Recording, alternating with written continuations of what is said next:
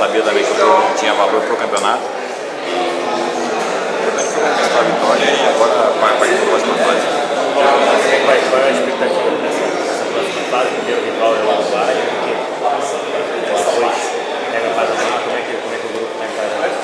Está encarando como difícil, uma segunda fase difícil, que a gente tem que conquistar as vitórias para ficar entre os 4 primeiros e, se possível, uma boa colocação entre os 4 primeiros. E vamos passo a passo como a gente tem feito agora. Primeiro é o Uruguai, vamos concentrar toda a nossa energia contra o Uruguai para conquistar essa vitória e assim por diante.